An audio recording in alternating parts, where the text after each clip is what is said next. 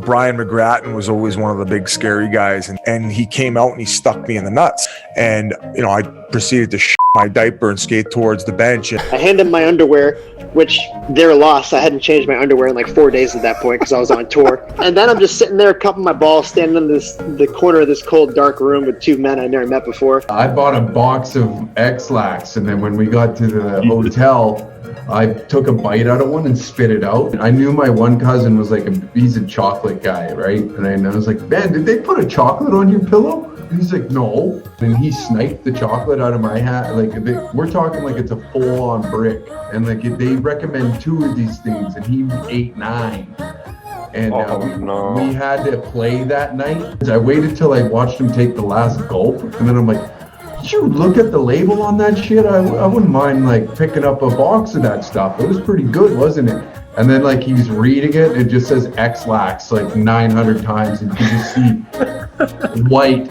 He just goes completely white. Back to Vancouver, so I was homeless again. A couple months in, I was skateboarding around town, and I got a call last minute at the end of the day being like, hey, this audition came up and we're wondering if you'd be interested in being in a music video. And little did I know, bro, that I was a part of something a lot bigger than me at the time. And it was obviously for this Call Me Maybe thing. And it was a hot in and they basically just had guys like you just come in, take your shirts off, and she was like, she sees you, she's like, that's him.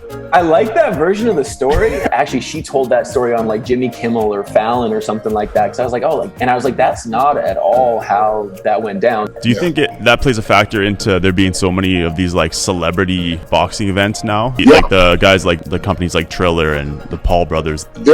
They're doing their job to sell themselves, and they have a celebrity status they built. So you don't think it hurts the sport at all? They're frustrated. They spent their whole life honing a skill, and then some guy who only has 1 fight, 2 fights is making more money than them. I think a guy like Floyd Mayweather hurts the sport. And what was the craziest thing that has really happened to you guys, either on tour or... We had an ex-tour manager, steal our money and spend it on prostitutes one time. Okay, that's not what I was expecting to hear. Oh, yeah, okay. Wow. You finally made it when you have somebody stealing your money. So you made me mad on TikTok. I did. The Disney little compilation or series, whatever you want to call it on TikTok, where you're like, I'm going to tell you what it was really like. I was just saying the truth about Disney Channel. I didn't say I was going to make it you knew what people were going to think. You know what? I'm not responsible for everyone else's assumptions. Just chiseling the Disney name, especially when the final episode came out. We got all these people coming out on Nickelodeon they treat me like shit. And then Elle Winter's over here I love Disney. What do you mean you love Disney? Sorry, you don't see it like that. I'm talking to, my family about it. I'm on the computer screen all day looking at charts, and I'm on my phone, and I got these blue light glasses so that I'm my eyes don't hurt at the end of the day. But really, you're deep in it. I'm but I'm making money. My wallet is looking nice right now. So for people that don't know the story, basically you started in crypto about a year ago. You stumbled upon some coins, and then you run into this mother lode coin, the Shiba coin, right? All of a sudden one day your Shiba coin was multiplying. It was going from 1,000 to 2,000 to 3,000 to 10,000, 100,000, millions, and at one point it got up to $60 million. I was a mailman. I've never seen that kind of cash ever. A regular hard-working guy giving people mail, avoiding dogs. It's kind of funny you said as a mailman you were avoiding dogs, and it was a dog coin that made you rich. That made you millions. I really can't describe it. $1,700, wake up, it's just life-changing money. Wild. But yeah, definitely walking in on orgy sex in the grotto was pretty wild. And then having me and my camera kicked out. Completely tossed out. No.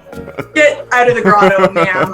I'm very, very proud to be one of the headliners, Nashville North. And I think even though I'm playing on a Monday, mark my words, boys, it's probably going to be one of the biggest events of my life. This Monday is going to be like a Friday night anywhere else. It truly is. It's going to be amazing.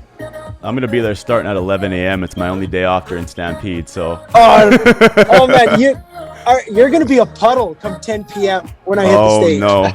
If you've ever drank vodka straight, which we all have, it's got to burn. It's going to burn your nose a little bit. It's going to put some hair in your chest. And I mean, Zach, I don't think you got any hair in your chest, judging by this photo. You're just like, it looks like hair doesn't grow on steel. But that being said, at what point did you like look at everything you were doing, whether it was, you know, with Talent X and Sway, or even before that, where you looked at it and you were like, there's something special here, and I met no limit the minute you met Josh? Yeah, I mean, that's why I left. I was making 7 figures and I was living a great life, but I saw something about Josh that I thought was very unique. And part of it's his dad's a calculus teacher, his mom's a speech pathologist. He checked a lot of very unique boxes to me that made it where this kid actually has the ability to succeed in a big way. You know, because most of these influencers, like, they come from broken homes. They're not taught anything about business. They don't realize that fame is fleeting, money's fleeting. All this shit goes away, and there's a timeline. And the agents, they're trained to have clients leave. That's the model, right? And then what happens, right? And then they go away. And I really saw an ability in Josh to not go away.